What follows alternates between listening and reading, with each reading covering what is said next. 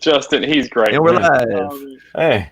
Hey! Here we are. What's going on, everyone? Welcome to Gunpla Talk. What episode is this again?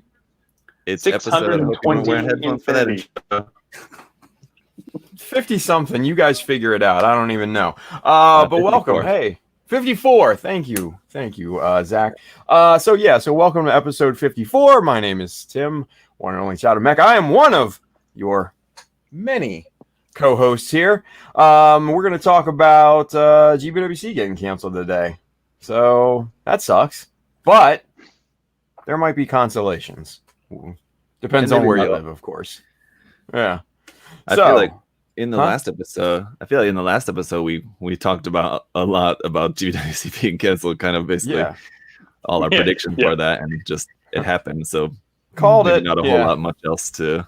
Yeah, you guys heard it here first. We all. Yeah, right. No one else could have expected that. But. Yeah, right. So we're gonna play like that 20-minute conversation now live. Just so you guys hear it again. Yeah.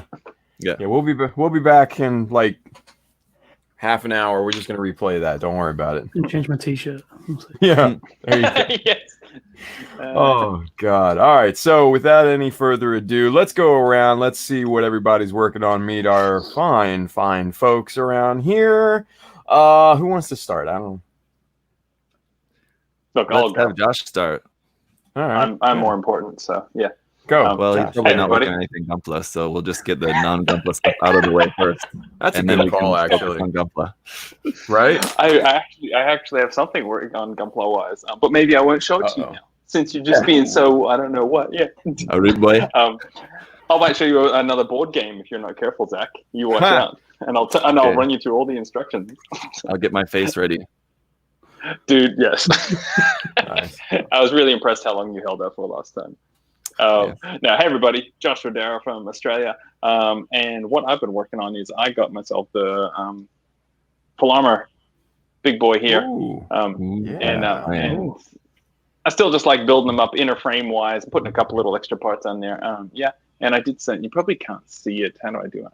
Yeah, you can't tell. I did some little sharpening on the V fin up there. I'm just doing some filing. And it's been a while since I've done any like customizing. That's some crazy customizing there. And man, it's funny how just for like half an hour, this V fin was my world, and it was really fun. So it's super thin, that kind of thing where you're filing it, and because you've made it so thin, it's like kind of bending as you file it. It's really thin. But man, good fun build. Just beautiful. I built the original before, and so this is nice getting into it. But the head on this guy is really cool. Just nice and long and good old Sentinel kind of styling. Yes. So that was a buy from one of my local shops. I'm so lovely because I buy local. I'm just so fantastic. But no, I would have got it from Hobby Link, but helping out the local stores because a lot of places are doing it tough. So spending a little bit extra money, but helping them out. So There you go. it was fun. Nice. Yep. So what's the story with the liquor bottles being relabeled in the background there? Oh yeah, I forgot about that. So I'm working from home right now, and I work at a university, and I Zoom chat with students to help them with video editing and stuff. And my teammates, they are whiskey bottles and stuff, and they're like, oh, you might want to cover those up. And so as a joke, I don't have them there when I talk to students, but as a joke, I covered them with like tea and water. And the one over on the far side over here, this is for Australians. It says Nanya, which stands for Nanya Business. Yeah. Is that We one have say, that too. does that one say hippie juice? Apple juice. Oh, still not bad. I don't even know what hippie juice is, but already those words tell me what it means. Like it's almost like you know what it means. Yeah. Oh yeah. Yeah. You damn hippies, get your juice out of here. Hippie juice. Yeah.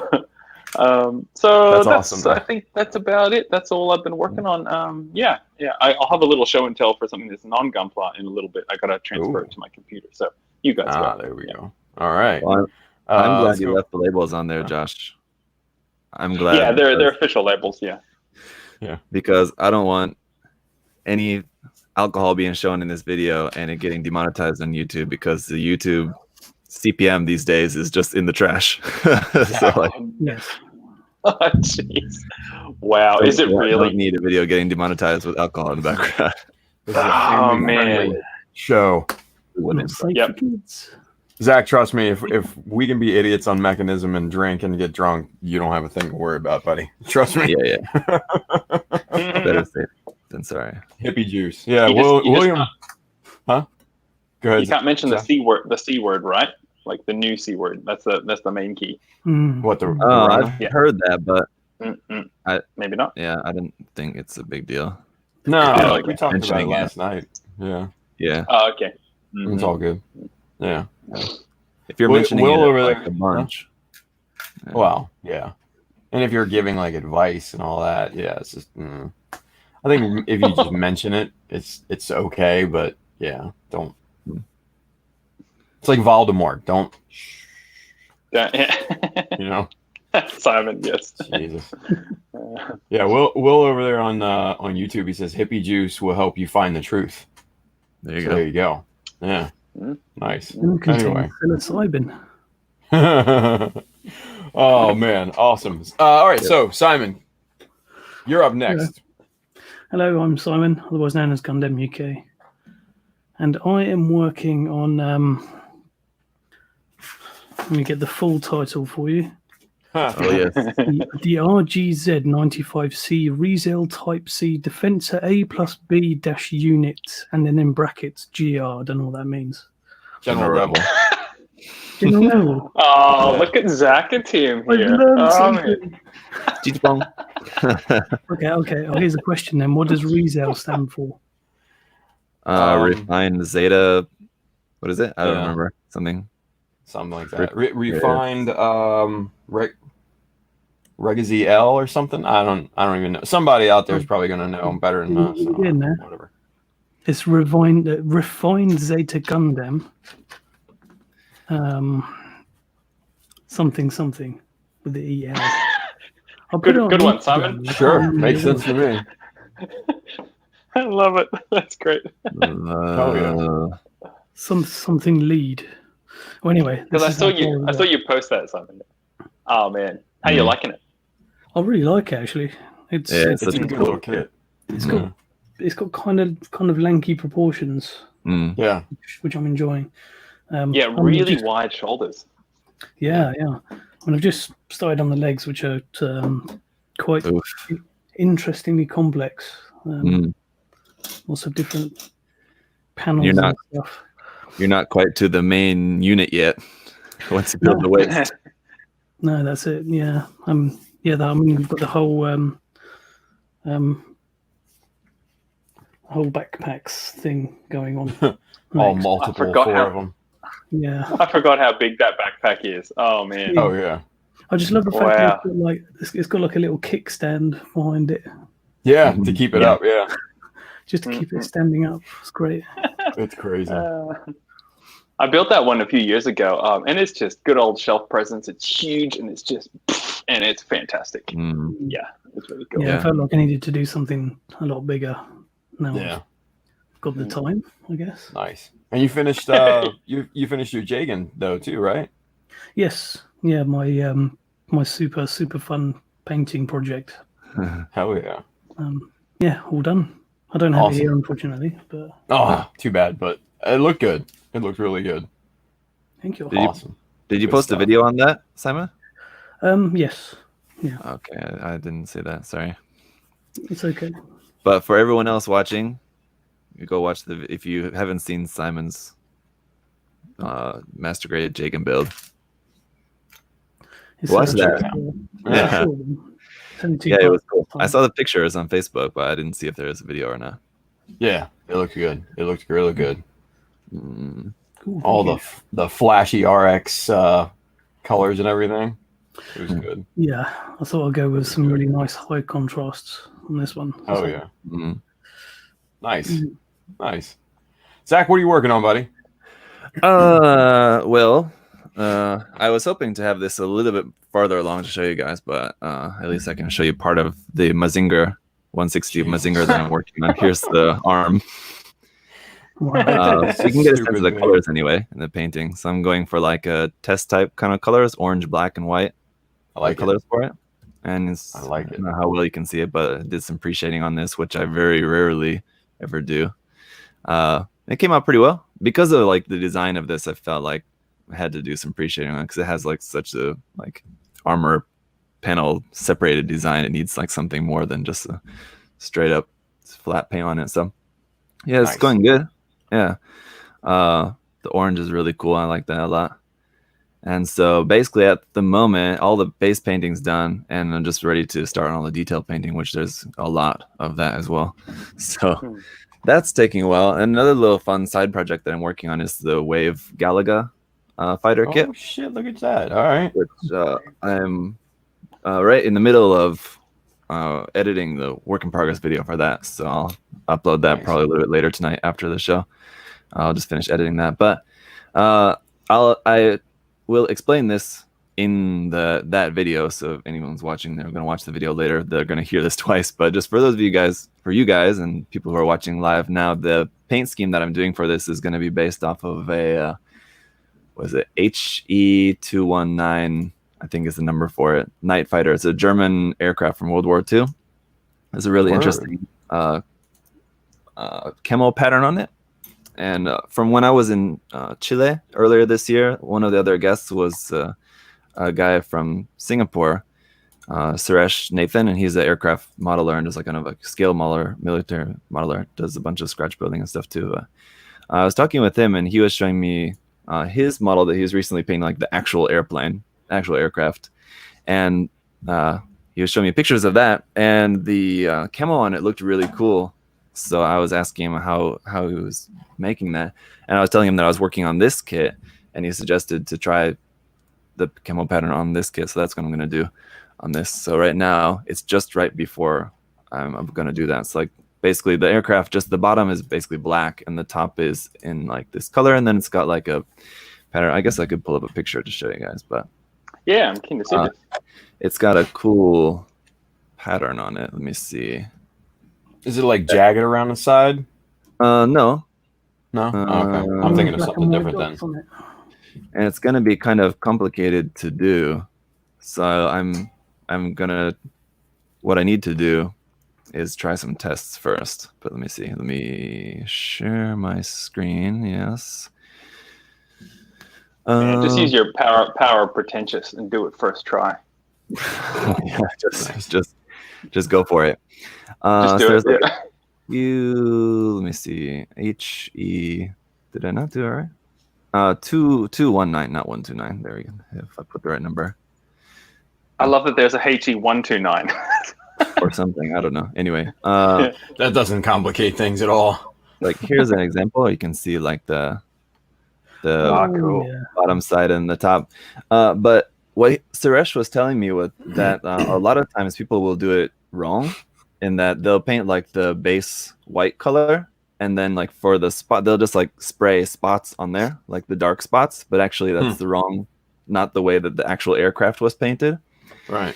And how it was actually painted was that they put the base layer is dark and then the lighter color is what is sprayed in like a snaky kind of pattern like that. Oh, weird. Cool. Okay. So they just did it with like spray can or like a big airbrush, and just kind of spiderweb it. Mm-hmm. Huh. So like this picture here, this one is I think probably one that's painted accurately, but this is like the same. There's like a model of it that's painted in inaccurate way, I guess. But that is just insulting. I know, right? So anyway, basically what I have to do is like spray. I'm going to use like enamel and do it. I don't have a picture on here of Suresh's, which looks really good. I'll include it in the work in progress video though. But what he did for his is just like spray that and then also with like enamel and then use a Q-tip to kind of like with the lighter fluid or enamel thinner, whatever, to kind of work it out to make the dark space a little bit darker because you have the spray. It's really hard to get like that fine line with the spray, So like refining the edge of the line from your spray with the Q-tip.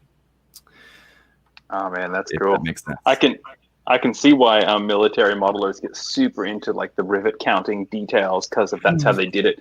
Painting this like how they did it would be so appealing, but our scale's too small. Yeah, it's way too small to do that. Yeah. Zach, that's one idea that you could do instead of going through all that trouble is lay down your base layer, your light coat first, right? Mm. And then take like sticky tack or silly putty or something like that, right? And like roll it into like really thin, like kind of ropes, lines, right? Lay them across there, and just lay them all across there, because what that's going to get you is that nice soft edge. Like as you go over, it's not going to give you like a hard edge. It's going to give you a soft edge to simulate that spray pattern.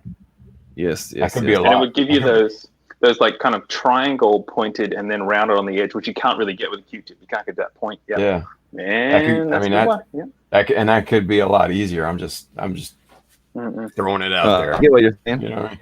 Yeah, that was what when he first showed it to me. That's what I thought he did, was doing some like masking like that with putty, because that's kind of what it looks like. But yeah, hang on, I have a photo on my phone. Let me just send it to my computer real fast here, and then I can show you. You can actually see it a little bit better. Actually, it does look a little bit different. I like the way that it looks more than if I were to do it like that. It's really different. So hang on, if this will send. Here we go.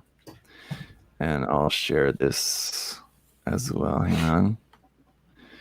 You can see it does have a little bit different look, a little bit more kind of like aquatic camo almost.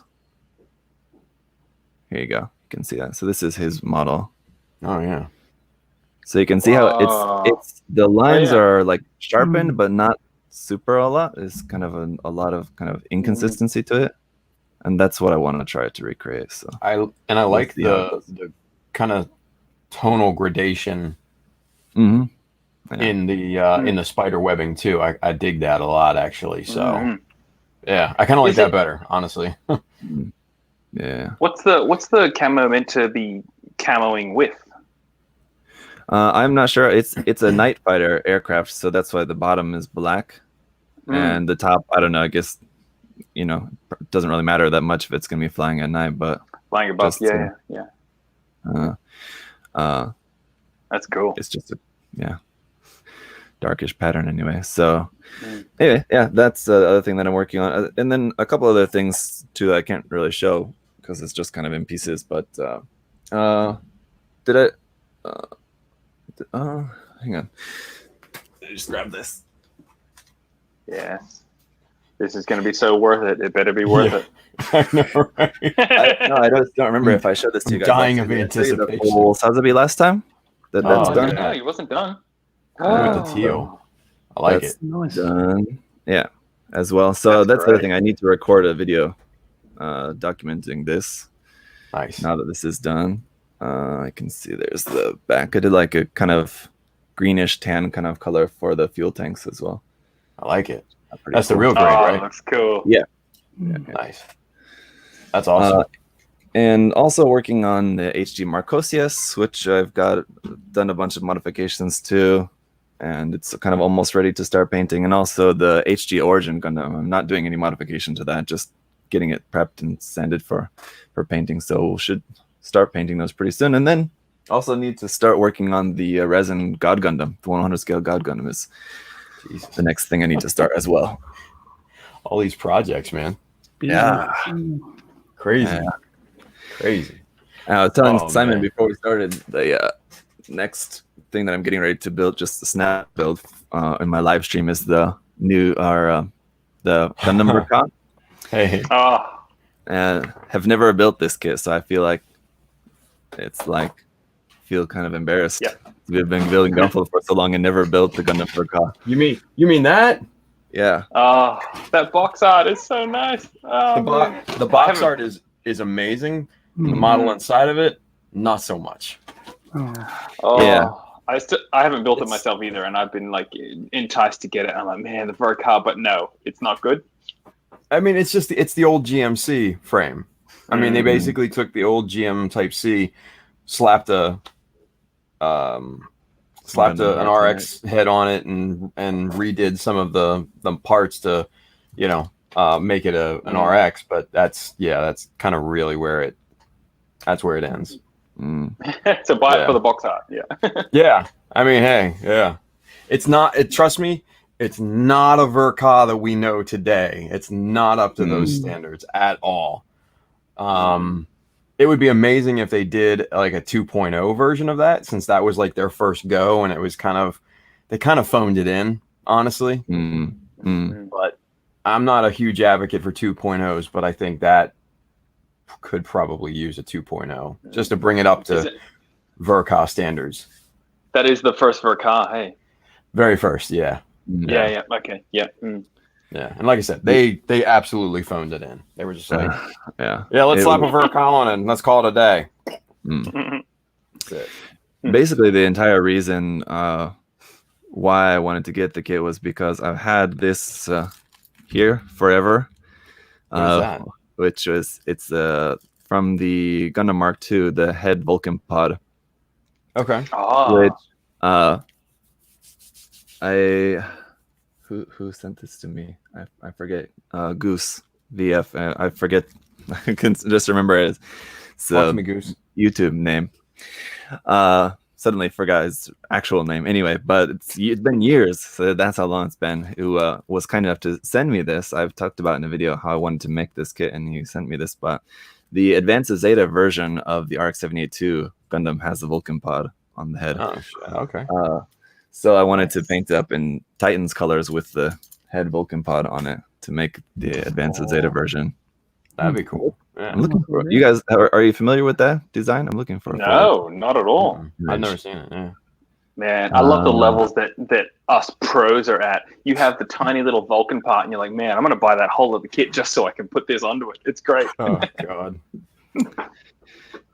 Let's see. Oh, shoot.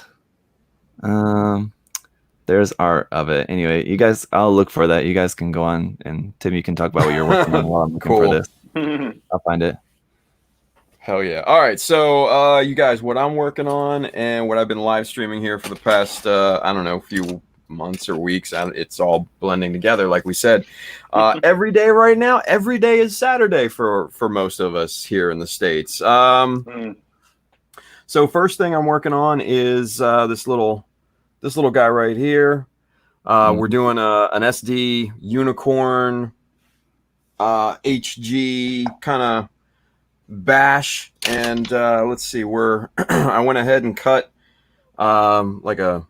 you can see it there, almost like a centimeter off of the lower legs. Same thing with the upper legs. So we're kind of cutting, chopping, proportions, detailing, all that good stuff. And then you got the arms with the nice massive Bandai Builder part hands on there to enhance the SD kind of proportions and everything, right? And that's all detailed up. We got that scribed in the whole 9 yards there. So that's one project that we're working on. That's for a build off on Instagram, the Team SD build off. I'm teamed with Chris Pabs, and there's a bunch of people that are in this, and it's just stupid fun. So that's one project. But the other project, which is now GBWC 2021 project, is my remixed RX-78 and remixed Zaku. So I know I showed the body of the RX last time, and I've got it. The base unit is Jesta, right? So there's the body unit, and here's one of the legs, right? And I've just beefed out the sides to get that kind of calf look that the RX has, because the leg on the Jesta is very emaciated. If you've seen it in profile, like front profile, it's very, very thin. So I wanted to get that kind of that calf look on there, right? So that's all coming together. I just want to prime those. Do you? I just want to spray them with primer. Oh man, I do. But so the big thing that I'm working on right this second is the remixed beam rifle, right? And this is what we've come up with thus far. So the base, yeah. So thank you. The base is, let's see, the Jesta rifle, right? And let's see what we've got here. We've got the scope of the Master Grade Origin rifle. We've got the front barrel of the Master Grade Origin. This little banana mag down here is from the arm or the shoulder cannon from the Master Grade Origin. And let's see, and then the little nubby back here is also from either that or the normal beam rifle. And then you've got the little scope, and that's fixed into position. That's just pinned in there and everything.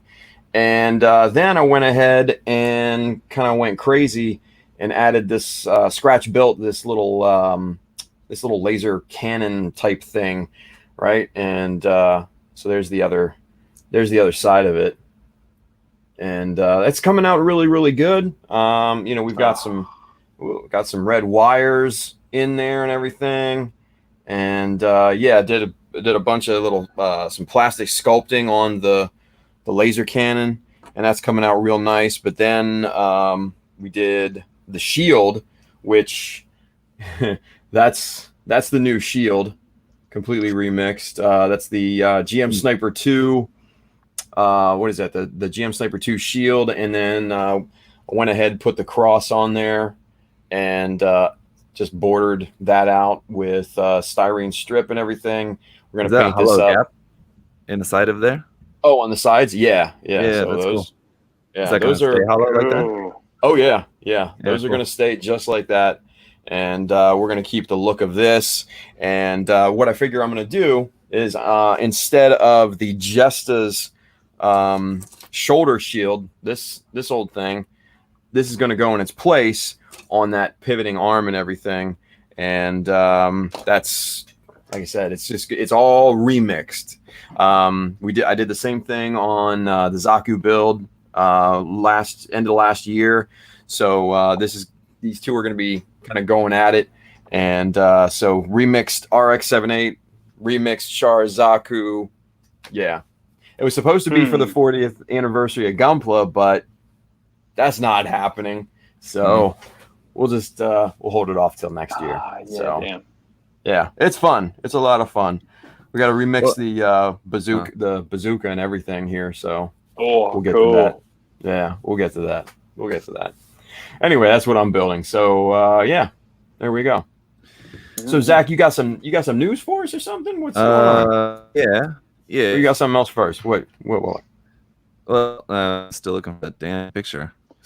I gotta show I'm finding like a lot of other, well, not a lot actually, just some other pictures of like RX-782s painted in Titan's colors. But there's a specific illustration I know that illustrates it in Titan's color with the fucking Vulcan pod on the head. And I can't find it. I'm just checking on my phone too, because I'm sure I probably have the picture saved somewhere. But nice. So I'll continue the search for that. Or if any of you guys watching live, well, just real quick, I want to shout out real quick. I want to shout out Brian, Mr. Bro Builder. He's over in the chat. He passed out last night after our stream. We were doing the after party and everything, and I rotate him back in, and he's like this, like, oh yes, just straight passed out. So we were right. Well, the first time it happened actually on air. This was after the stream had ended. This was in our after party. So it's good to see him alive and well over there in the chat. So shout out to Brian. Nice. We were worried about him because then, like, 1 second he was there, he was just like this. The next second he was gone. Oh, look at this. There you go. I finally found it. Oh, okay. Go. Yeah, that looks cool. And apparently this is the only image of it on the internet at all, and it wasn't actually on the internet. I had to get it off my phone because I couldn't find it anywhere. But nice. Yep. So apparently it's relatively obscure, but yeah, I mean it's I like it. It doesn't have the shoulder bars like the normal Verka does, but I dig it. I like it a lot. Yeah. I mean, it's pretty much the Verka. There's not a whole lot different, right? Yeah. It just looks like the subtraction of those shoulder bars, and that really looks about it, honestly. All that I noticed anyway. So this is a very serious question, guys. How the arms are posed here, do you guys have a thing where whenever I pose my arms, the elbows are facing out towards the front. They're never facing in, but of course I see people, and I see it, and I get it, but then whenever I pose them, you don't get it. You can't rotate the biceps, and it doesn't look right. But I see Japanese builders do it, and then I hold my arms down, and there's no way to get your. It's like you have to concentrate to get your elbows facing in and your wrists facing. It's like impossible. Yeah. Anyway, I have a thing about it. It looks cool, but I can never really get it right. Yeah. Yeah, it's weird. You just look like you have a back problem if you try it. Yeah, you look. Yeah, it's like trying to pat your belly and rub your head, but just with one arm while you're trying to do it. Yeah, it's really hard. Trying to lick your elbow. Lick, man. I still feel like it's possible. You look at your elbow and you're like, I can do it. I just gotta try, and you can't do it. I'll do that to my boys all the time. And it's right there. That's gonna be our new game. That's what we're gonna do the last 20 minutes of the show. You guys we're gonna just do this thing for 20 minutes straight. There we go. Elbow. Anyway, all right. So Zach, you got some. Oh, Josh, go ahead. So I'm just going to talk crap. So it's cold. It's winter time, going into winter here in Australia, and I've got this electric blanket here that's just sitting on my lap, nice and cozy. And I plugged in before the show, and I'm like, oh man, it's really working. I'm getting a bit warm. I might turn it down, and I grab the remote, and it's not even turned on. So it's just a normal blanket. It's just being a blanket. So anyway, nice. Hey, Justin. Oh, look at this dude. Justin. Good morning, sunshine. Yeah, I just woke up. That's all good. Hey, Justin. Good to have you. Just me, or does Justin's beard look blacker than usual? I fixed my hair. It should look the way it's supposed to now. I thought you were working some like Steve Harvey magic on there, made it look super dark. Hey, did you guys know it's Shark Week? Huh. Jesus Christ.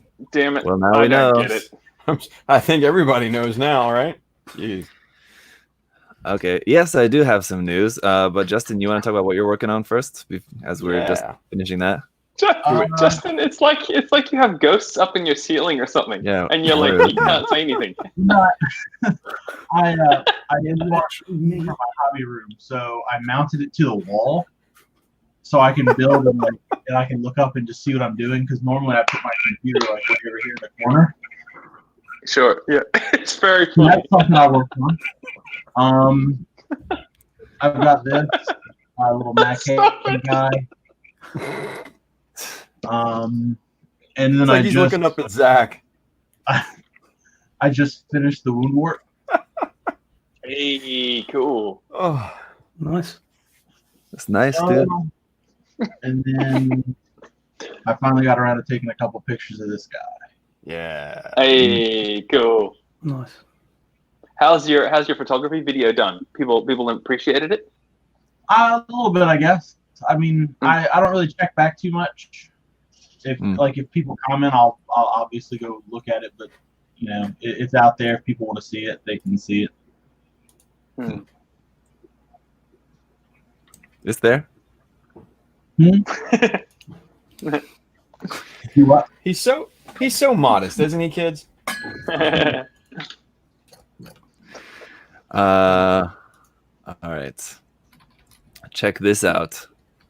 Oh damn! Here we go. Now, what do we got? You ready? Anticipation. Dun dun dun. Actually, while I was just looking for that picture, I just came across this and I forgot this was a thing, and it was just really cool, and I just wanted to share it. It's Woundwort Marasai? It's the Woundwort Marasai Hyzak Hurdidu 2 Primrose mashup. Everything on there. So a Wundasai. Yeah. Wundasai, yeah. Officially, it's the Hyzak 2. But there's really not a whole lot of Hyzak there, except the arms. It's got Hyzak arms, and that's really about it. Right. Anyway. It does too. Yeah. That's cool. Yeah. It was wacky. Yes, okay.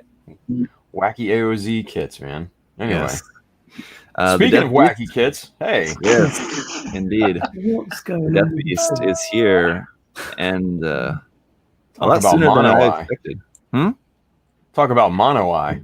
Mm-hmm. Whole nother level. Oh man. Jesus, look at It this. actually has two different versions of the mono eye, but it looks like in all these photos they're all the same. So I don't know. It's like SD kits, how you can swap around the eyes backwards, and it's got two different versions of the eyes. It's like that. It has one is larger and one is smaller, but it looks like in all these pictures it's all on the larger version. I just question the practicality of having 4 legs. Yeah, you don't know if he's coming or going. Look at him. Oh, there you go. I love how on that photo you were just on, like down one more. He's just doing such pretty legs. That leg out on the left side there. Yeah. Yeah. Check this out. Yeah. Hey, Sailor. How you? Man, that's great. Yeah, see, he distracts you with the legs, so you're like, oof, checking out those, and he's Right? blast you. There you go. Yep.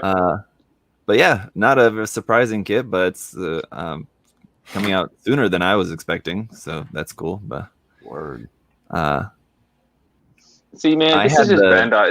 It's just them milking you you get 4 legs. You got to buy 2 kits to build 2 whole kits because you got 4 legs. You need the second torso. It's the worst. It's marketing genius. That's what it is. What are you talking about? Oh, and look at he's got the bracelets and everything. Look at him.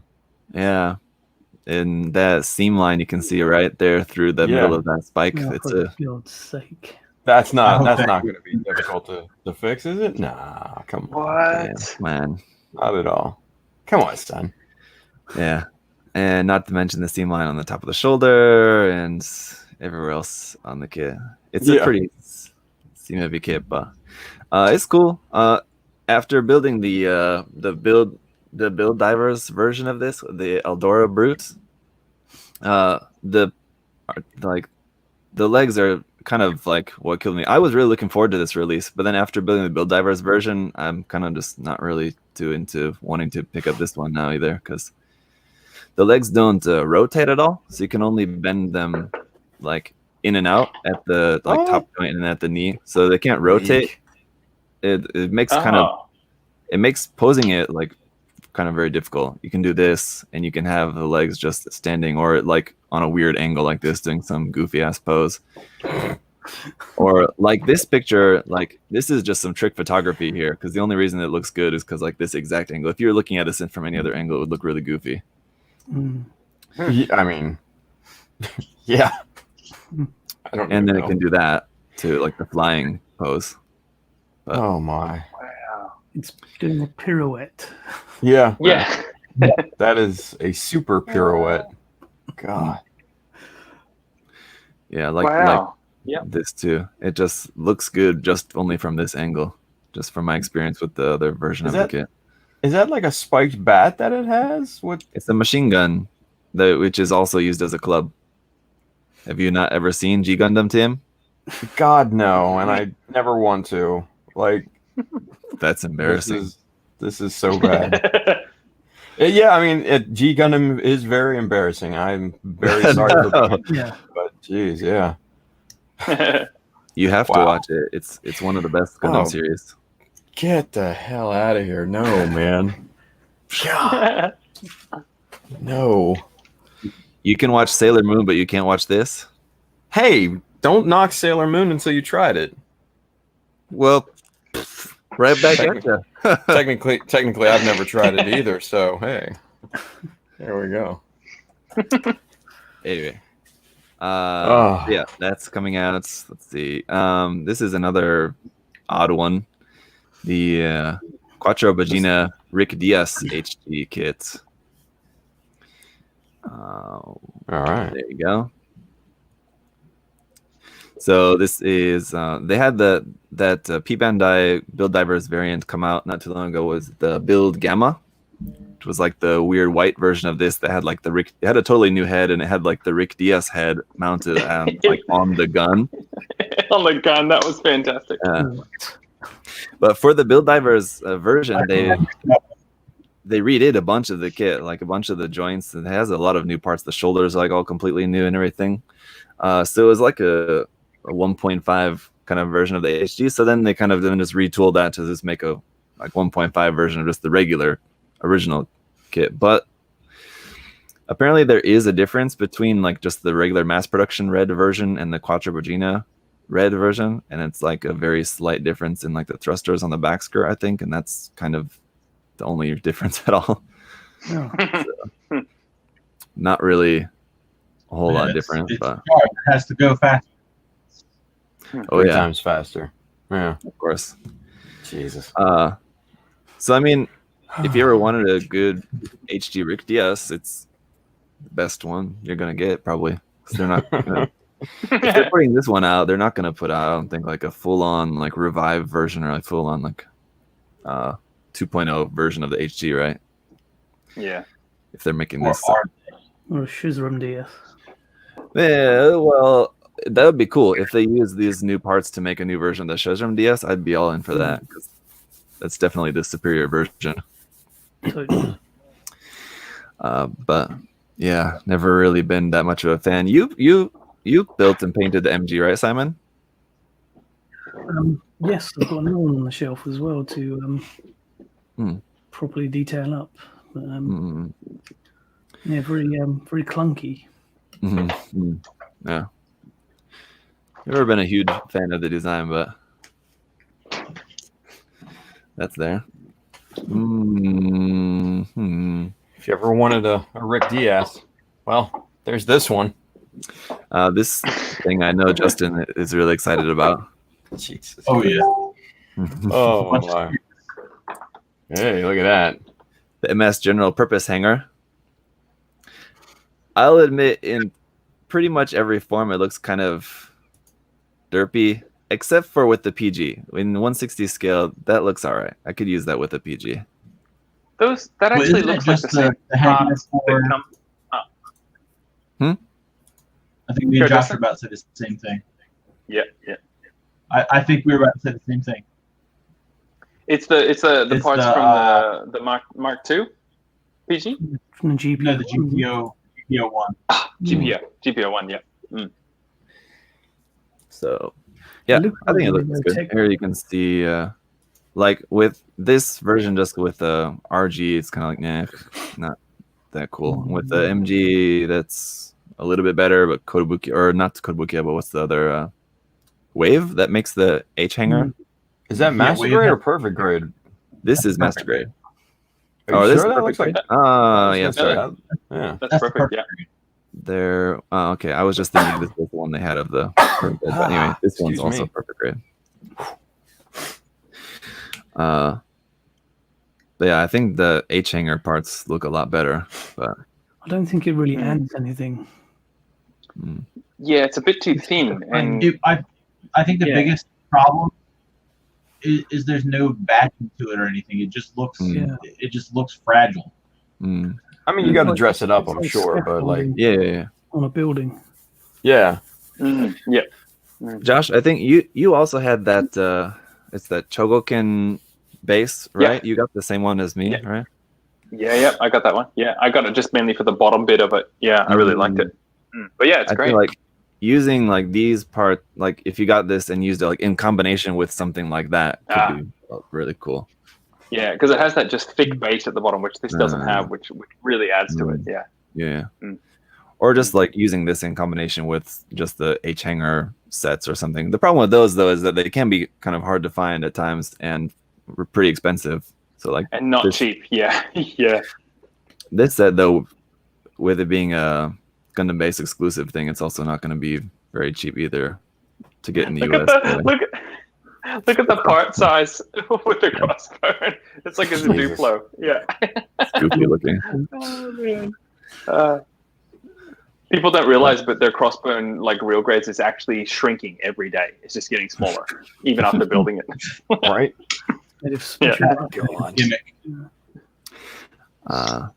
But so I'm sure probably that now it's just a Gundam based thing, but probably later they'll release that through P Bandai Online, which will make it more readily available and a little bit cheaper. So like if you're living in the US or something and want to get that, and if you're not in a hurry to get it, I would say just wait like 6 months or something. It'll probably be a little bit cheaper.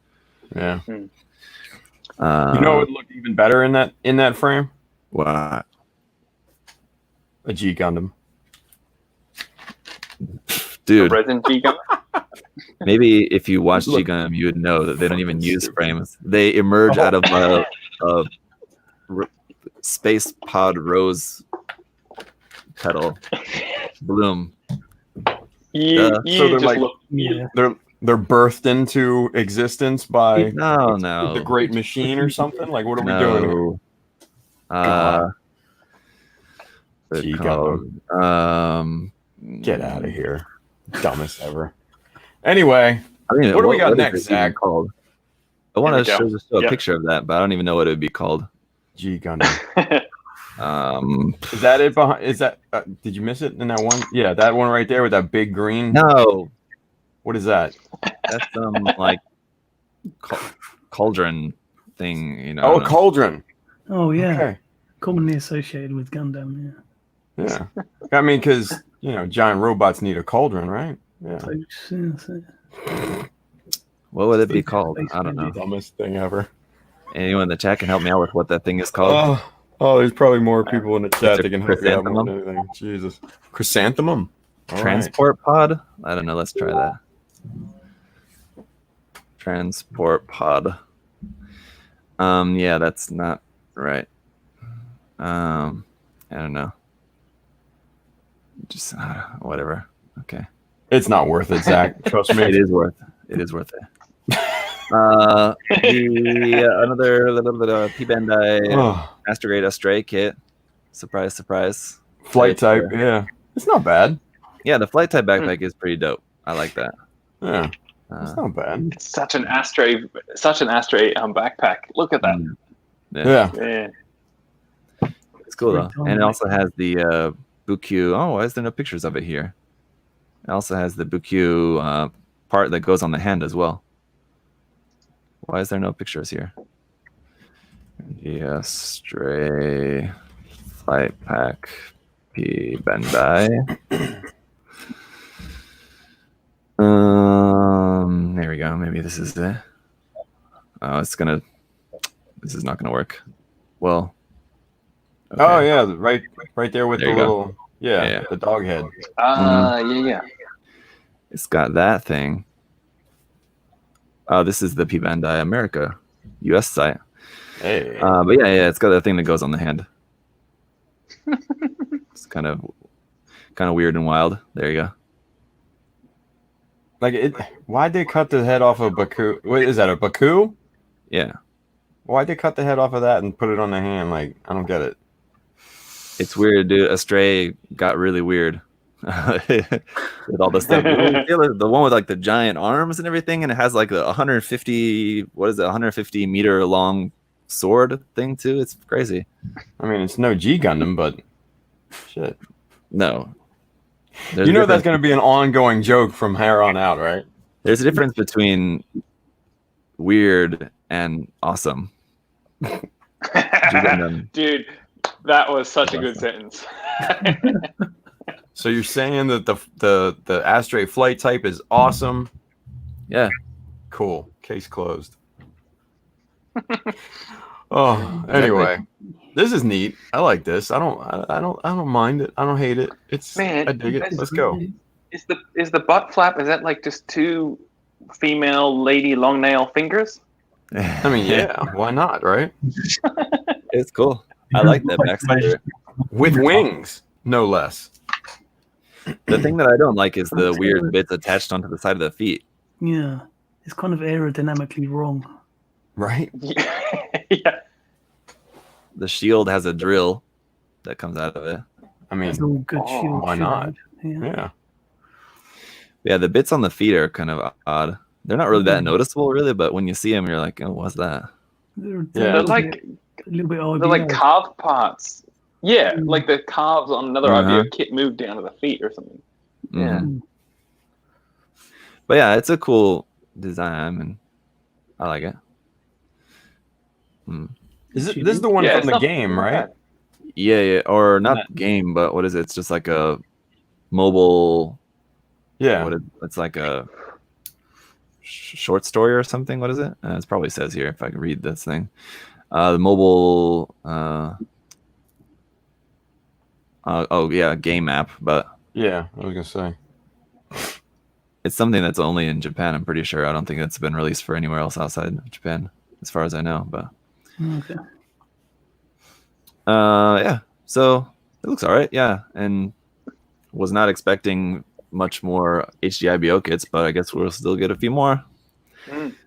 So that'll be cool. And the Anima Rise. This one's so goofy. What is that? Yeah. Oh, wow. Those are like semi-transparent parts too. Yeah. Looks like it on there. Very, it's like super robot. Mm-hmm. Yeah. Bit of Bionicle in there with those faction symbols. It's kind of like beam whip, which that's pretty cool. I mean, they haven't really done that a lot with kits outside of G Gundam, actually. Hey, that says everything I need to know right there. I guess a couple of the G Reco kits had beam whip sort of kind of things as well, but anyway. Yeah, it's I'm not really into the Super Sentai kind of stuff, so it's not really one for me. But whenever you guys see this mini kit with all the extra legs, are you just weirded out at the original kit with the stumpy legs every time? I think it's better that way. You think it looks better that way? Josh, you need to I don't like the big stuff. It looks tacked on like it is. Okay, yeah. But no, I mean, I haven't liked Tim with G Gundam. I haven't been there, so I cannot knock it at all. It's a fun build, Zach. Yeah, you need to build it because I wasn't really sure I was too into the core Gundam either, being this little kind of like mini-me Gundam inside there. But the kit is actually really quite fun, and once you build it, I think it's a lot cooler when you can actually kind of mess around with it yourself. Yeah, cool. Yeah, maybe not this particular version, but just the original Earth 3 Gundam or something like that. Get that. It's more interesting. I think. I picture being like 10 years old and just loving the hell out of this thing, being able to put different parts on. All it needs is holograms. To go full 1980s, so it has to have holograms. Yeah. Like those little those little symbols on its knees and hand probably aren't. I don't shit. They probably are. Who knows?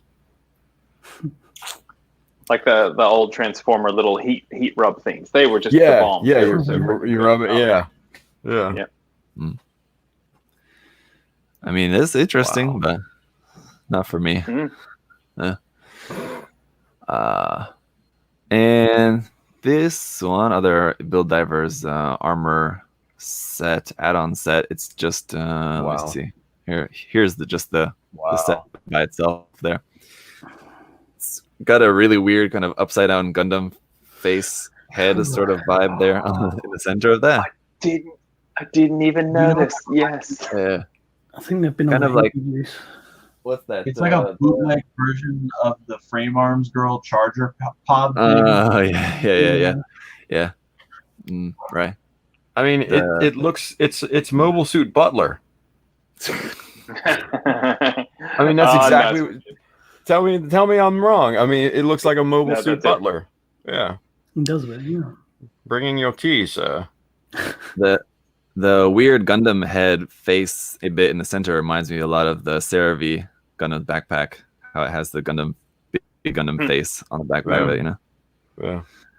Yeah. But I think the parts do look a lot more interesting when they're actually equipped on here, like as like a kind of backpack. And I love the long legs, very kind of Advanced Zeta sort of vibe there with the legs like that. I don't know what they were thinking with the regular design of that. So it looks like it's meant to be used with the core Gundam, but I think it'll make just cool kit bash parts, basically. Yeah, that's cool. Looking forward to seeing Moki's build of that. Then, here we go. Oh shit! Yes. Yeah. God. Here we go.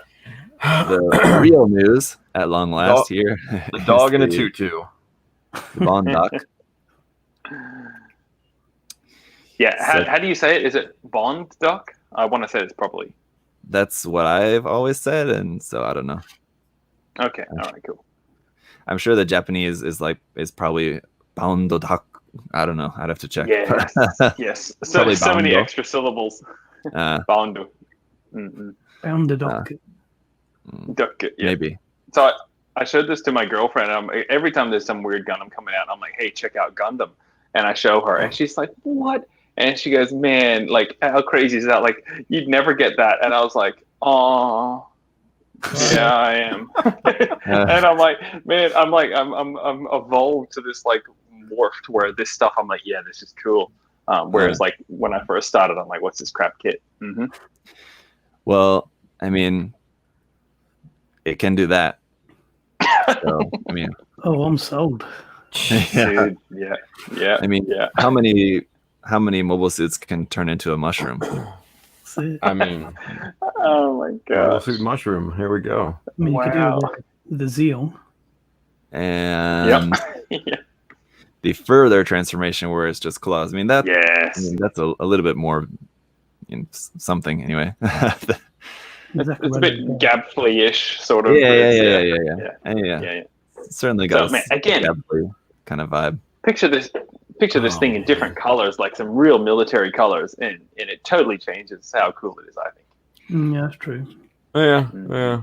Give it a green color scheme or something like that, and it's still looks like a dog in a tutu. I don't care, man. It's just look at it. I'm not going to be able to unsee It's got that. That's the thing. Like, look at it. It's got that short, that sharp snout with the ears and Jesus.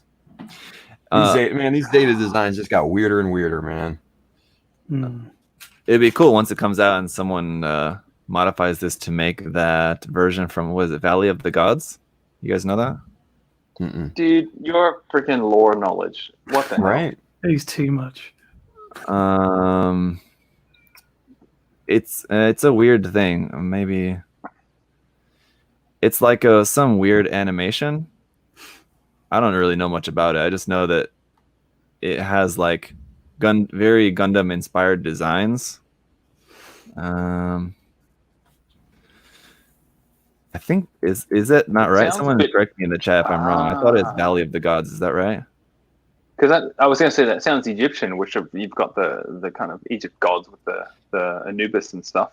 That looks like something very different. Maybe that's not right. Someone in the chat help me out there. Hopefully someone knows. I can't remember what it is. Yeah, but there's like a different version. Let me just see. Oh wait, it's not Zone of the Enders, right? Somebody's mentioning Anubis from Zone of the Enders. No. Here's one of the versions of it here. Okay. It looks like that. Yeah, yep. Have you seen that? It looks There's like a couple different batteries not included. Huh. There's a couple of weird, like, kind of different versions of that, and I'm not sure if I can find the name cool. of that. It looks a bit more alien-like. I like that. Yeah. It's like really exaggerated, and there's like other designs too. Yeah, like that. Yeah. But I'm not seeing the name of that. Yeah, I don't remember. It's something like that. The Valley of the Gods or something like that. It's a really weird. I've seen a bit of the animation, but otherwise I've just seen some of the artwork from it. Oh, now I want to see it. This just makes it way better already. Yeah. Yeah, I'm curious now. It's really and like the animation style. I'll have to try to find it. Hopefully someone will know. The animation style is really unique too. Of the bits that I've seen, but let's see if this has anything. It's really cool. And there's like another version of like the Double Zeta Gundam and Marasai or something like that. It's kind of really weird. And are they really weird proportions? Dragon's Heaven. That's what it is. Yeah. Yes. Why was I thinking Valley of the Gods? That's weird. Anyway, Dragon's Heaven. Yeah. There you go.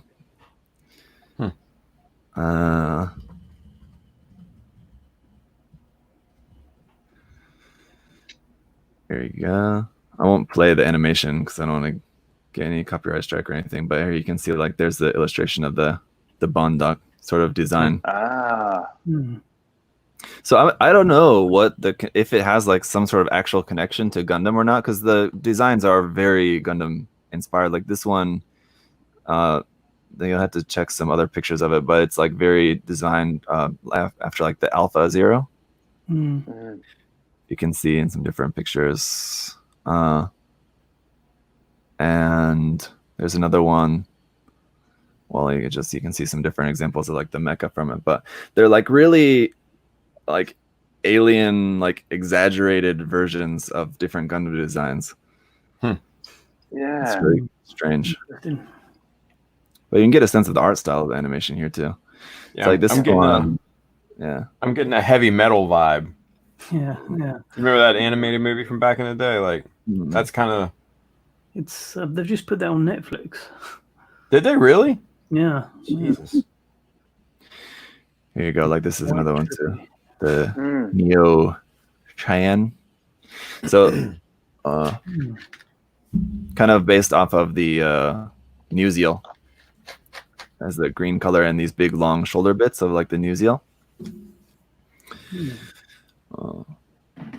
So yeah. Anyway, just a side tangent about the Bondoc. Yeah, that's cool, man. Check that out if you guys are interested. It's very interesting, and there's resin kits of some of these designs out there that you can find, like old stuff. I think that's probably just like recasts and everything. But anyway, yeah, HG Bondoc. That's gonna be cool. Word. Looks like some good color separation. Of course, we don't know what stickers are there, but looks nice. Yeah, it's all just looks like just renders all at the moment, so it's kind of hard to tell what's going to be stickers, but it's going to be pretty big too, as you can see. It's quite large. HG. That strange snake eye on the shoulder. And you're right. It totally is. You can imagine that there's probably going to be some sort of like Build Divers variant of this or something that'll come out as well, I'm sure. Most likely. So, yeah. One of the few like actual new kit points of news. It's not like a Bandai thing. And then we have, of course, a new Fumina kit. Yeah, at last. Yeah, that's for last. Oh yeah, it's a Figurized standard Fumina kit. So Gundam, yay! Mecha. I'm not one of those people who like Mecha. Hi. Sorry, go Jack. I'm not one of those people who's huge, like so disgusted by them Bandai making another Fumina kit. It's just that like this definitely looks like probably the best version of a Fumina kit that they've made so far, and just the fact that it's like the 5th one. If this would have been the first one, then like it would have been something to be maybe a little bit more excited about for like fans of the character. But there's already been like 5 other different type of like Fumina different kits and stuff. So like at this point, kind of ready for Bandai if they're gonna do this. Just they have plenty of other characters that they can use, but yeah, that's a good point. Those Figurized standard hands not really looking very great, I'll say. It's just are those hands on? Wait, go back up one. Yeah, are her hands on backwards? Yeah, backwards. No, they're facing backwards. Oh, yeah. Okay, now I see it. Okay, like that, you know. I was just like, wait a minute. Like what's up? Yeah. What's up? But Bandai finally, it only took them like what 5-6 years to figure out to make a girl kit with multiple face options. So at least they figured that out finally. Probably all stickers, of course. I mean, like Kotobukiya, a company is what's like half or 1/3 the size of Bandai, can do pre-printing on all their faces of their kits, but Bandai, just stickers is good enough. It's fine. Anyway. And is that a new little petite kind of bear guy? It's just a solid piece, I guess. I don't know. I think that I think it's the same. Well, I don't know if it's the same Pucci guy that comes with the the one that was like a thing that could like ride on the backpack of the petite guy, you know? That's the best part of this whole yeah. kit. That's the best part of this whole kit, I swear. Right there. Just that. God. Anyway, so it's just an accessory, I guess. So there you go. That's the news. But Shizuoka week is next weekend. So Ben, I would assume that probably in the next week, probably this coming week, we'll have a lot more stuff dropping. I didn't think of that. That's cool. Yep. Yeah. Although they might milk it. Who knows? They might milk it out. You know? Delay it. Delay the news. Not necessarily delay it, but spread it out. You know? Oh, gotcha. Yeah. Keep people coming back. Hey, we're dropping this nugget a month later. Hey, kids, guess what? Here's another one. You know? What was that, Simon? Master grade virtue. I'd say you probably have to wait a little bit more yet still for that one. Yeah. Probably later on next year. Just because the what's Curious is not out yet. Oh yeah, true. They would at least want to have that at least released before they announce the next one. Yeah. You'd think. Yeah. Oh yeah. Do we know when Curious is coming out? I was just gonna say, I think it comes out like either this month or next month. Yeah, May, I think. Yeah. No way. Oh man, I just don't care about Gunpla anymore. I just don't even know the hot goss and the release dates. Wow.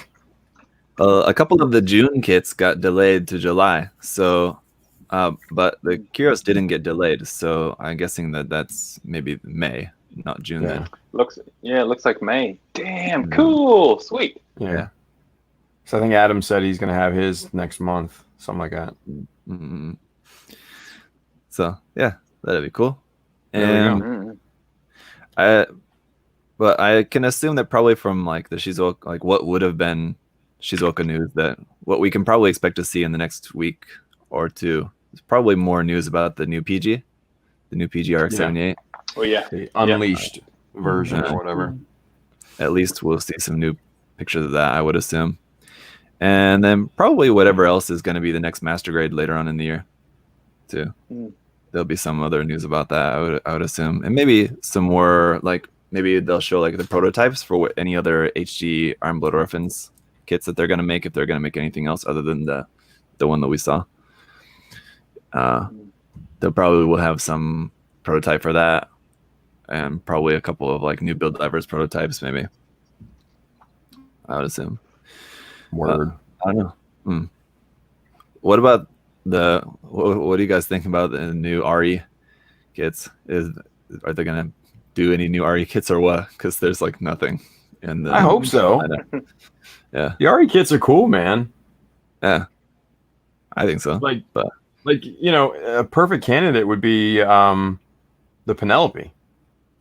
Yeah. You know. I mean, shit. They did a Nightingale in the RE. Yeah, why not a Penelope, right?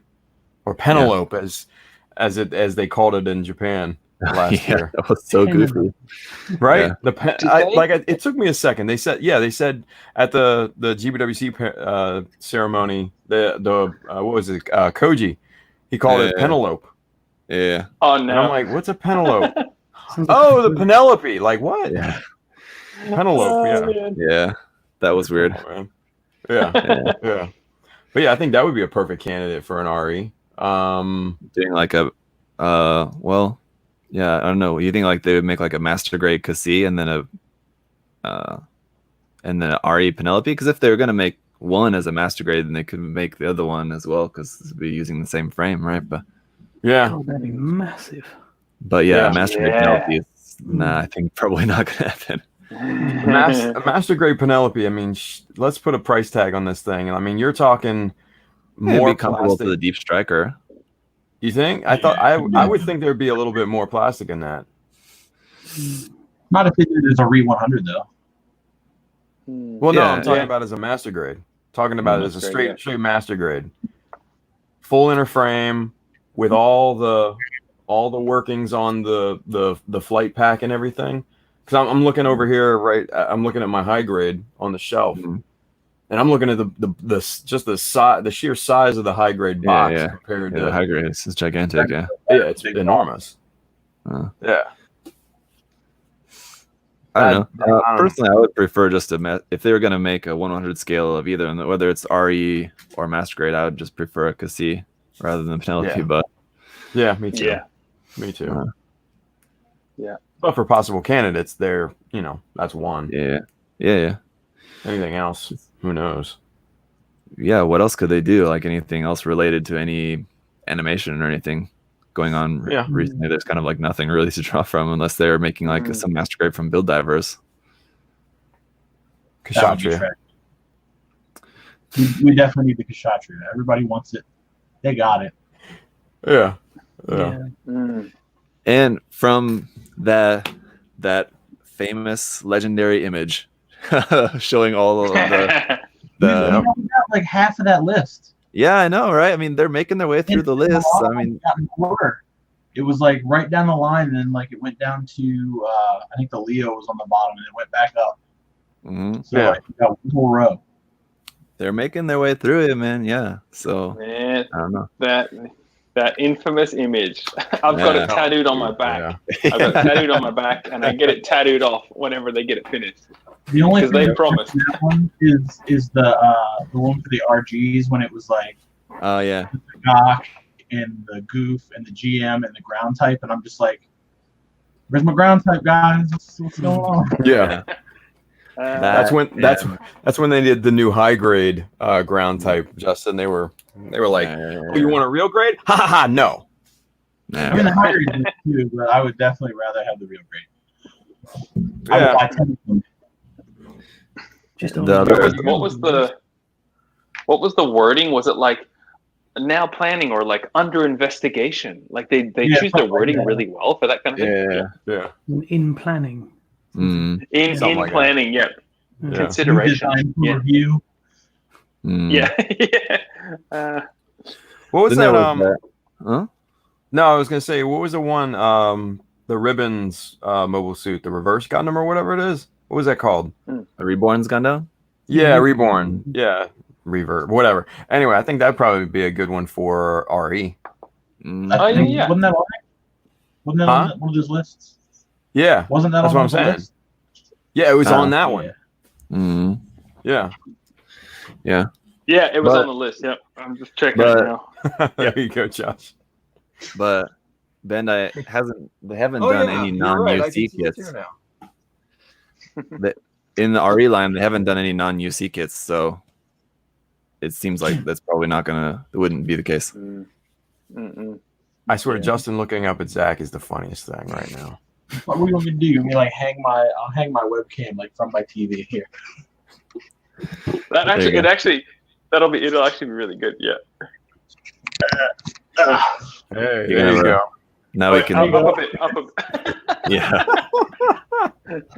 Oh man, it's surprising how weird it is. It's really funny. It is funny. I don't know. It's great. I'm only going on an hour sleep here, you guys. Like, you gotta bear with me. I stayed up way too late playing Call of Duty. No. I'm gonna bet that if the RE line continues to survive, that they're still not gonna branch out from anything UC for that line. I hope. Yeah, that's the next announcement is like a seed kit. I'm gonna DM you like immediately. Be like, called it. You can be the first one to call it. Everyone here heard it first. Justin called it.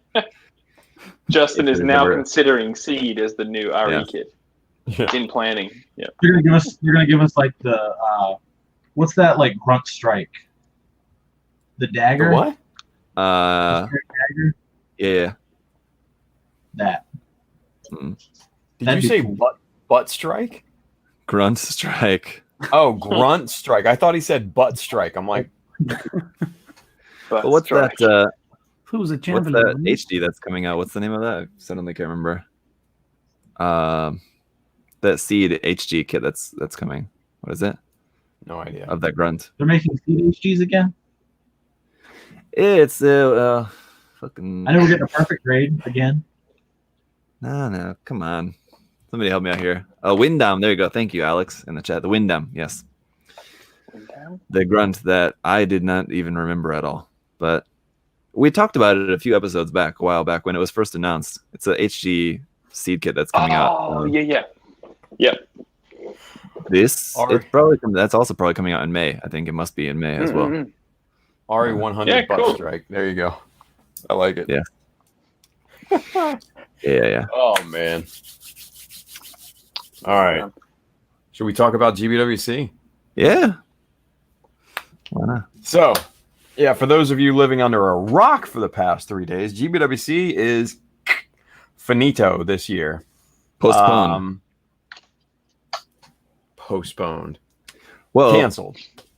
Well, I was going to make this point earlier when we were talking about it, but I was waiting until we got to the meat of it. Yeah. But, and you made a good point, Sam, saying how Bandai's careful with their wording about stuff. And I think the fact that they said postponed probably means that, I mean, obviously it's just canceled until GBWC 2021. But the reason why I think they put it as postponed is because they still want to make a big deal about it being the 40th anniversary. And so they're going to do that next year when it's not the 40th anniversary anymore. But because they didn't do it this year, they postponed a 40th anniversary celebration. I think it's probably why. I don't know. My impression of it is that, they were simply trying to save face, rather than saying GBWC 2020 is canceled. We're simply postponing it to our 2021. Hey, I wouldn't think it's really much. I wouldn't really think it's much more about that. And I think they're going to have a double award ceremony where they have 2 GBWCs at the same time. I doubt that.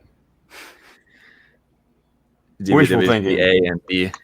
Yeah, wishful thinking. I guess. But they're not going to postponing thing until it's there. That's what's going to happen. What's that?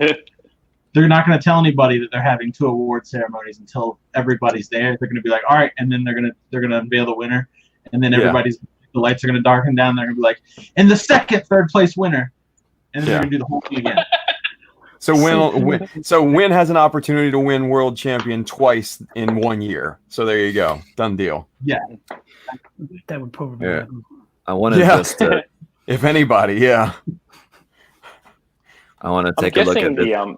The postponing thing is maybe more directed into people who are in the junior course. Maybe that's why. Maybe. Well, that's what I was going to bring up. I was going to just point that out here about that they did make a special mention about for juniors. So it says, like, if you were going to be in the junior course this year, then you can still participate next year, even if next year you would have been too old to participate in the junior category. Yeah. Well, I still like the name there. The event is temporarily rescheduled to 2021 in the form of Gunpla Builders World Cup 2020 to 2021, and then 2021, tentative. So I'm sure that name will change. Always tentative, but they'll maybe have some kind of special name for that, but they'll probably name it like Gunpla Builders World Cup 40th Anniversary Spectacular Boogaloo. Something. Wow. Yes. Boogaloo. Boogaloo. Oh, the Breaking 2 reference. I love it.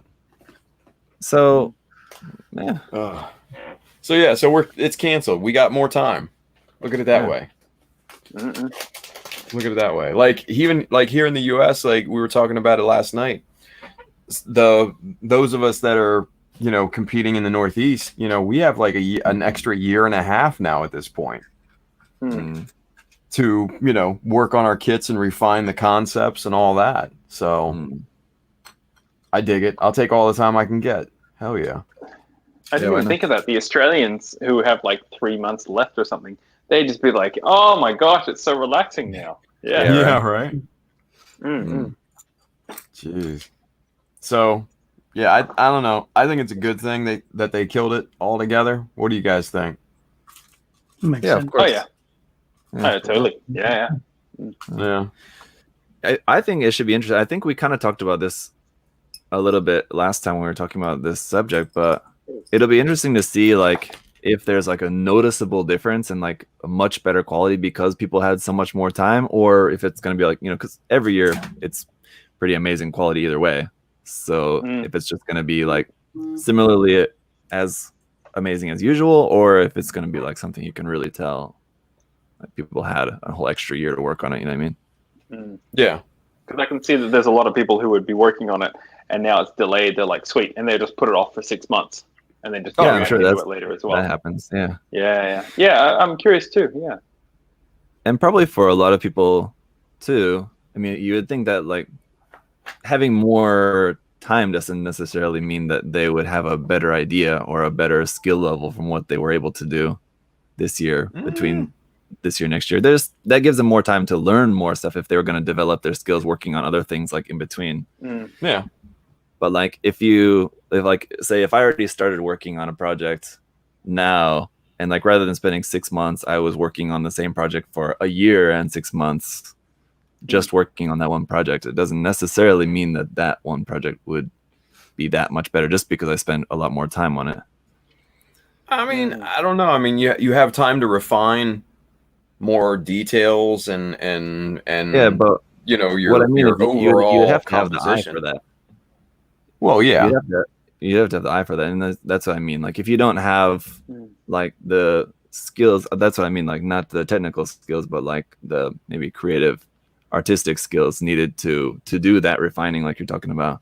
Yeah. If you don't have that skill developed, then you know whatever your technical skills are, unless you also work on improving those, you know, wouldn't really make the kit better over time unless you develop those skills as well. Anyway, because I did find like back with my Sinanju, I did the torso first, and then by the time I got to the legs, then I looked back at the detailing I did on the torso, and I'm like, I could do that so much to a higher quality. So it's maybe like the craftsmanship skill that I had changed because it was like 6 months or something. So maybe it's the quality of your execution that can get better. Because it is a lot of hours in between. But maybe your whole artistic concepts and stuff and the creativity of the concept, that might not change. Yeah. It would give you a lot more time to correct things, that you wouldn't necessarily have.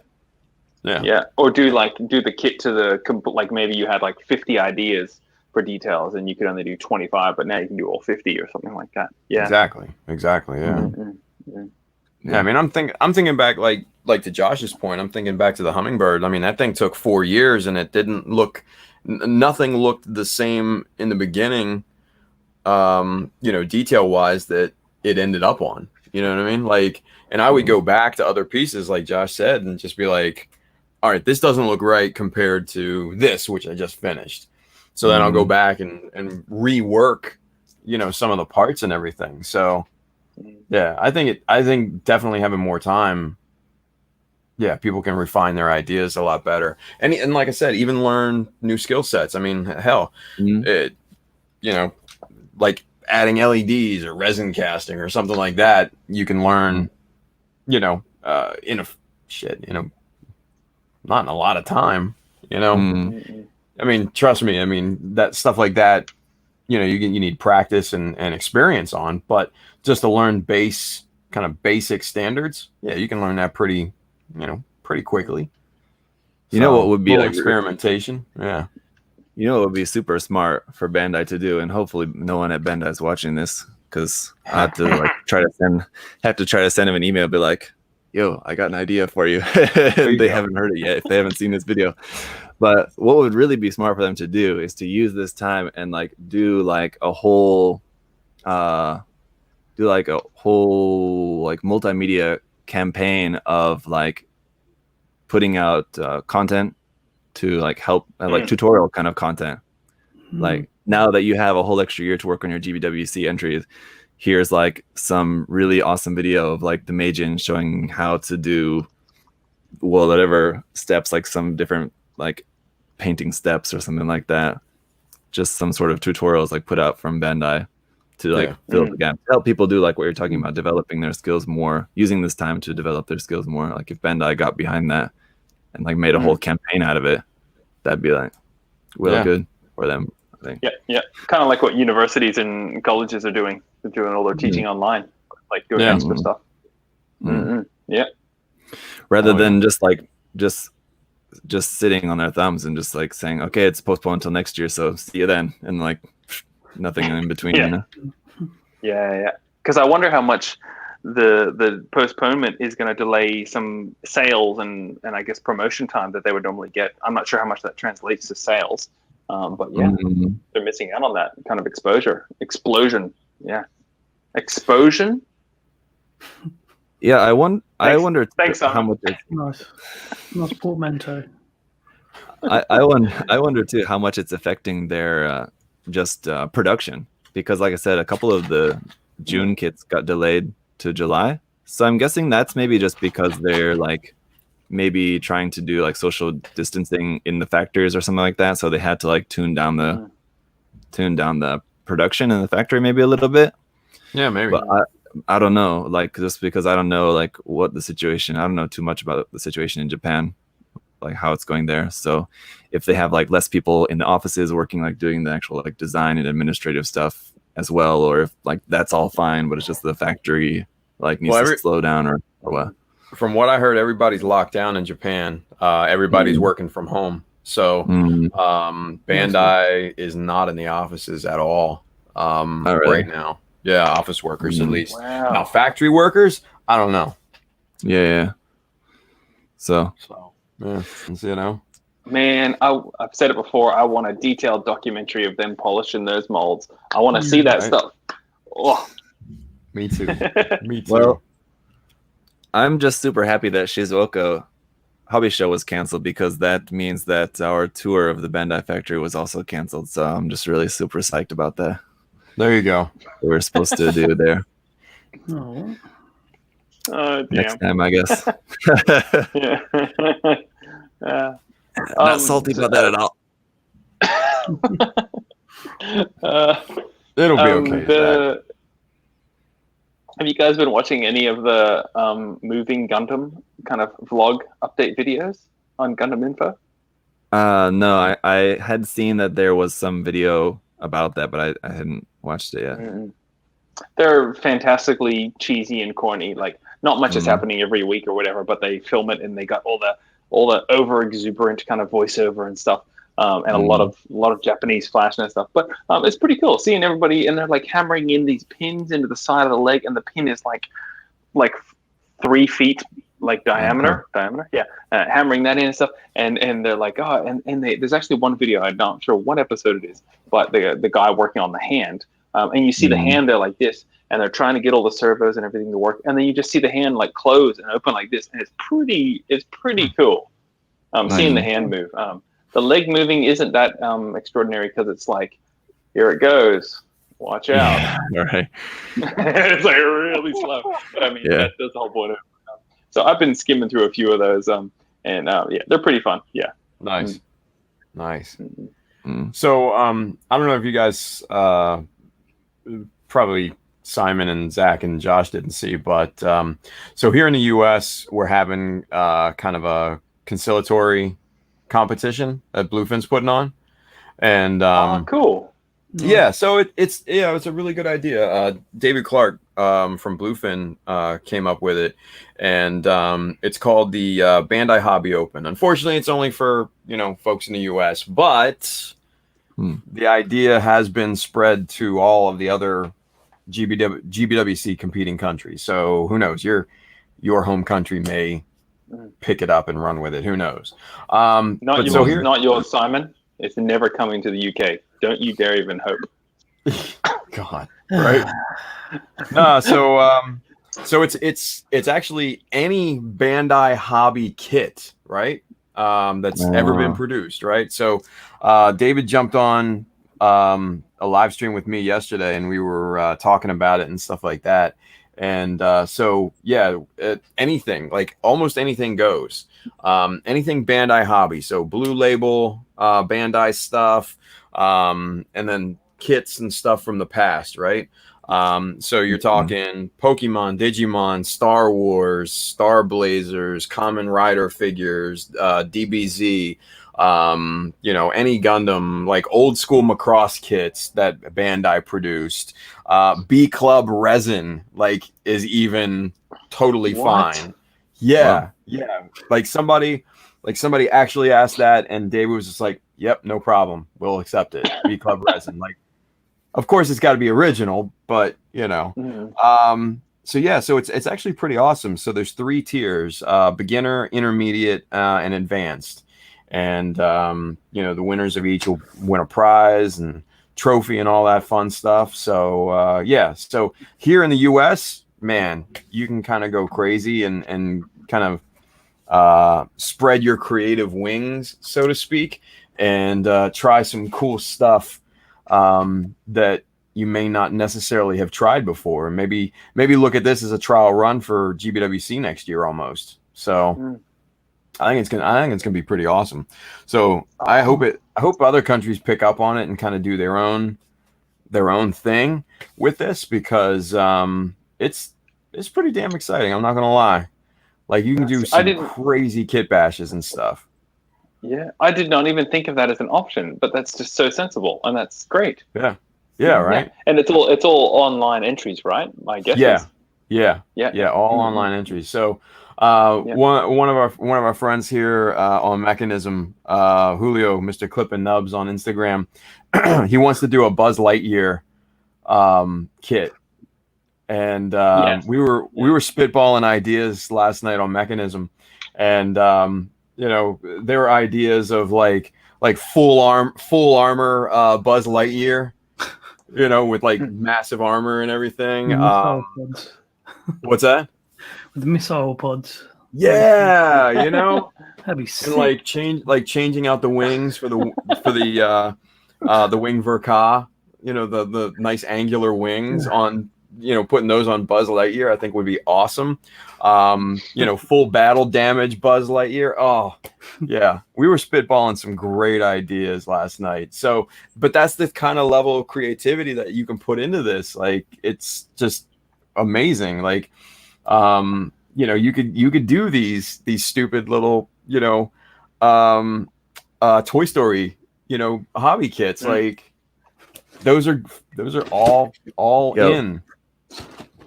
Tell me you got cool. That's really cool. Yo, look at that. I just got this Elgheim or whatever it's called. Week. Oh, this kit looks so cool. I really can't wait to build this kit.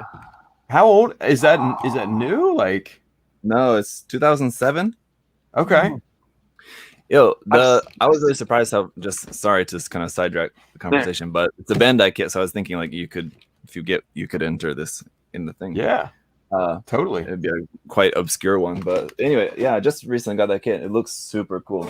But the box art is like the exact same as like the non-grade 1/44 scale seed kits. Old, Oh yeah, I know what you mean. What's the name of that kit, Zach? I'm gonna check that out. Elgheim Mark II. Okay, I don't know, because I've seen that in the hobby shops, and it's always enticed me. Yeah. Like, hang on. Or is it's maybe. Anyway, let me just share this just to show you guys what I mean, in case anyone's unfamiliar. Just for an example, these old, like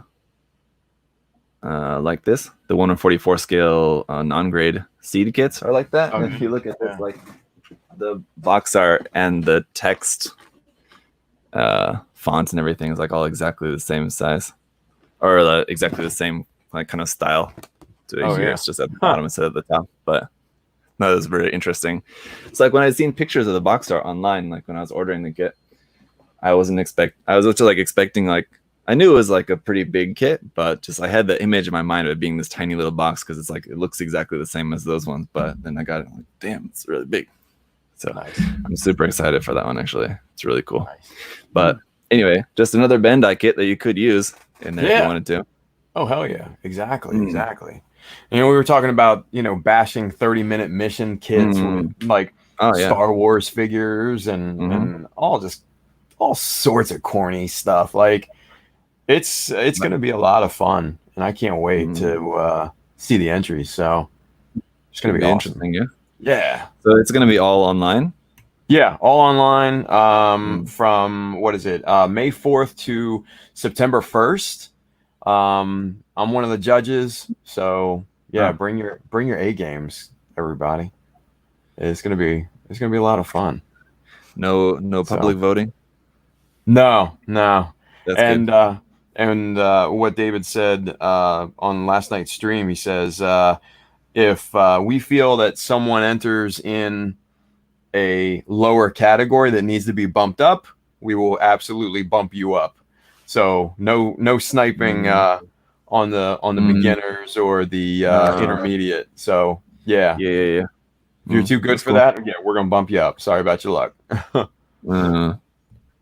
So it's basically going to be like GBWC, where like sort of like diorama is also just sort of like not required, but can be a thing too, where there's kind of like no rules about that. Yeah, it's going to be very, very, very close to GBWC rules.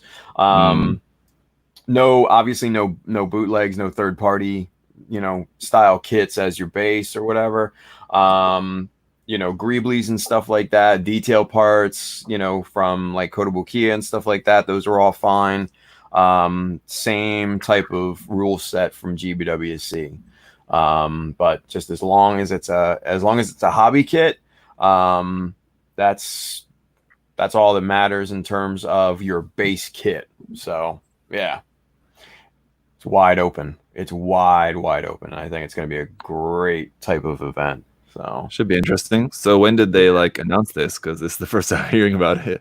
They announced it yesterday, man. Yeah, they announced it yesterday. So him and the other David Anderson, they jumped on the Bluefin channels and stuff like that. Did the initial announcement, and then David Clark came on after my first stream yesterday, and we kind of fully detailed out, like everything, took questions, the whole nine. So yeah, this is pretty much brand new as of yesterday. So, but it's a good backup plan. It's a good backup plan. So it gives people time to, get their kits ordered and get their supplies ordered if you can find them. But when's the deadline? Or when's the actual competition? Yeah, well, it starts on Monday to September 1st. You can enter something that you've already built. If you enter this competition with a Gundam entry, it does not bar you from entering GBWC in 2021. So you can technically enter in the Bandai Hobby Open here in the US and then still compete in GBWC with the same entry next year. So it's or maybe refine your entry in the in between time. Yeah, if you wanted to. Yeah, nothing in the rules saying you can't. Yeah. So yeah, for the US, I think this is going to be pretty awesome. I think it's going to open up a lot of different avenues to try different, for people to try different things. And yeah, I think it's going to be awesome. I can't wait to see what, people outside of Gundam do, because there's a lot of Star Wars modelers that, work on the ships and stuff like that. So I like to see what they do and kind of bring that in. So yeah, so are they not going to have like separate categories for like mecha and ship models or like figure models and things like that? Nope, it's going to be wide open. Only 3 categories: beginner, intermediate, and advanced. Those are the only 3 categories at current. So yeah, it's wide open. Have fun judging that. Yeah, dude, it's gonna be it's gonna be nuts. It's gonna be nuts. Have you like detailed out what the criteria for judging is gonna be yet, or is that like kind of still in the works? I think that's probably still in the works, but it's going to be along the same lines as GBWC judging. So expect it to be that way, but I'm sure it's going to be refined between now and then. So they already set out like the photo requirements and stuff too for entries. Yeah. They're going to have a website. I think David said it's going to be up on Monday through Bluefin. But if you can't find it through them, just check my social medias. I'm sure I'll have all the information that you guys need to find all the info. So, but yeah, I think it's gonna be awesome. I'm super excited about it. Just the thought of like all of these wacky kit bashes that people could do, that's got me psyched beyond anything else. I think it's gonna be great. Yeah. So yeah. So there you go. People in the US. It'll be interesting to see if any other countries do adapt something like that. I hope so. It's gonna be fun, you know. It's just gonna be fun. And just because I've never heard of any sort of competition quite like that too. So yeah, right. Kind of really cross-pollination between everything. So, yeah. I never heard of it being attempted, like especially at that scale, you know. Yeah. Oh yeah. For all, I think. Yeah. I think it's it's like the next best thing, to GBWC, obviously. Very ambitious. Yeah, it's gonna open up a lot. So, but yeah, on Monday, Bluefin's having a Star Wars live stream with and I'm gonna be part of that. Tex Marquise and Bro Builder are gonna also be part of that. We're judges for it. And this has kind of been an ongoing thing. They've had this planned and everything.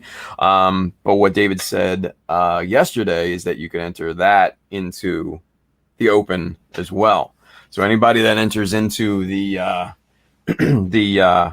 Star Wars competition here in the U.S. can enter in the Bandai Hobby Open. So it's gonna be exciting. Gonna be pretty damn cool. So yeah. Consolation for the U.S. Hopefully, other countries will pick up on it. So, yeah, and could be a good just practice thing too for maybe people who are looking to enter GBWC for the first time this year. Yeah. Oh yeah, they can test the waters. Good practice trying to build like some competition level kind of build and see how they do this year, and then next year for like the big event for the real GBWC. Right. Like Justin. Have they talked about what kind of prizes and stuff they're going to be? Let's see. David kind of talked about it a little bit yesterday, but that's still to be determined.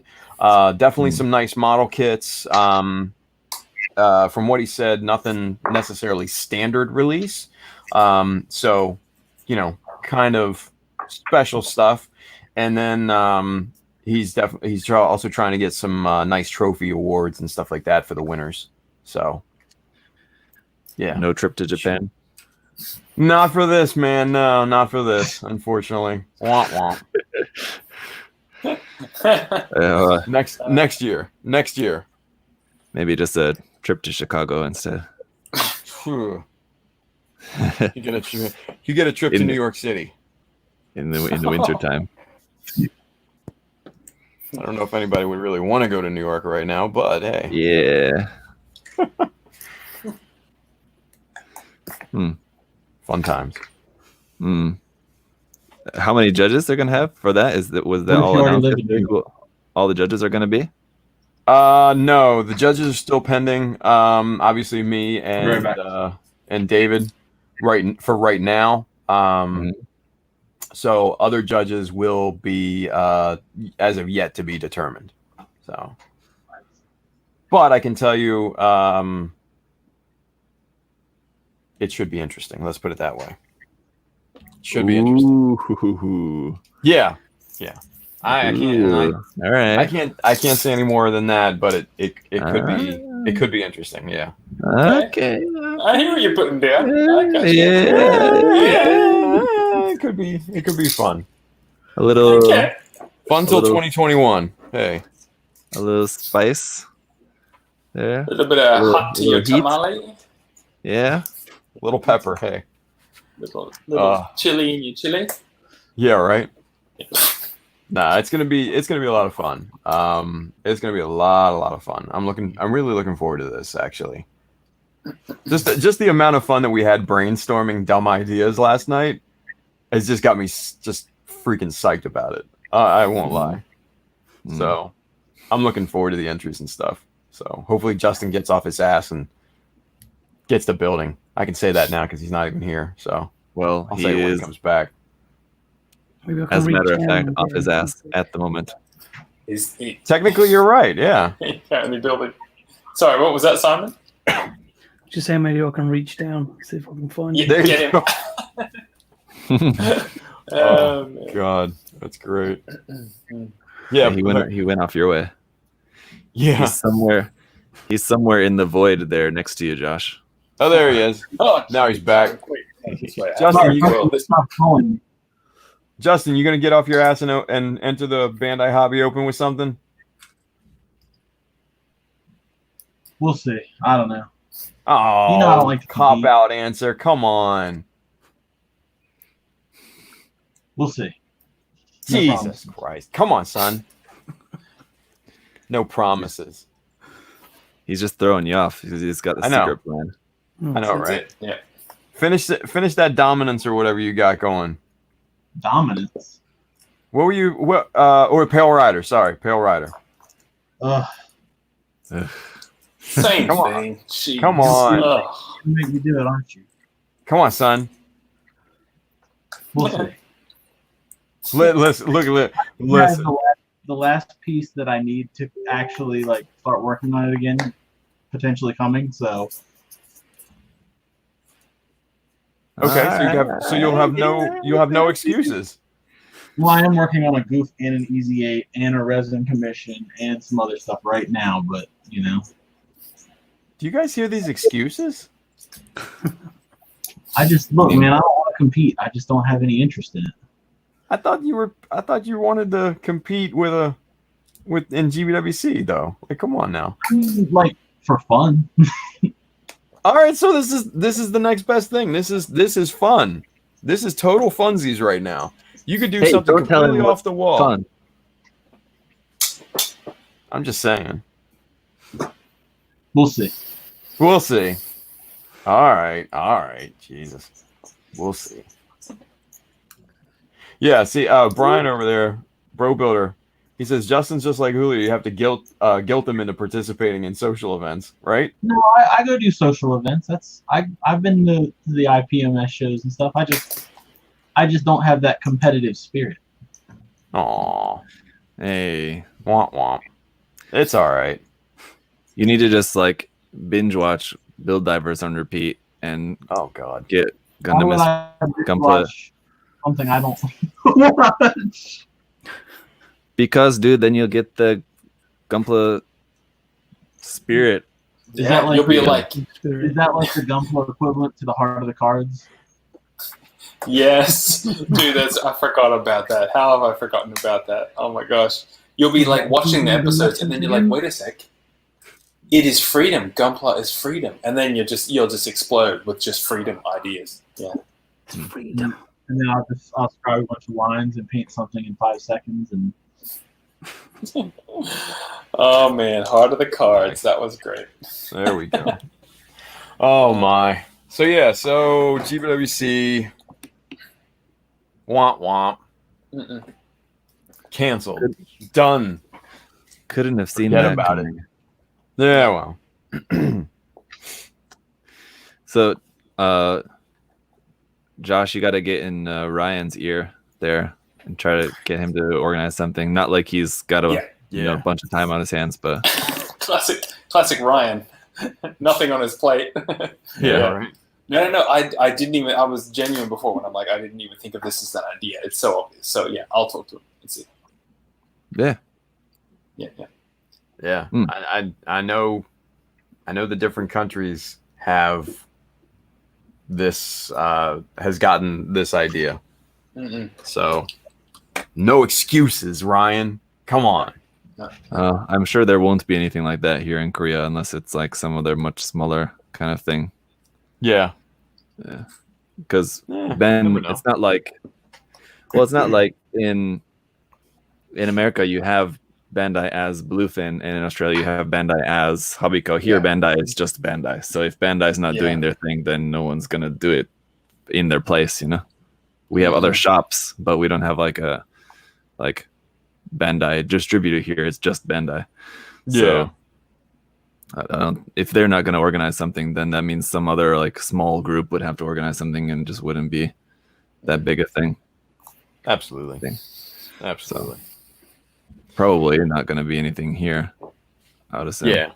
Yeah. Well, I mean, you never know. You never know. I mean, shit. You never. I didn't think we were going to have anything here if GBWC canceled, but yet here we are, right? Yeah. So. You never know. Oh my gosh. Everybody's just left the show. Yeah. All right, we're checked out. Yeah. We're checked out. Hey, can I show you guys? This is not Gunpla related. Can I show you my my non-Gunpla related isolation hobby update? Absolutely. You had your chance. Okay. I gave you your chance at the start. Oh, your chance is done now.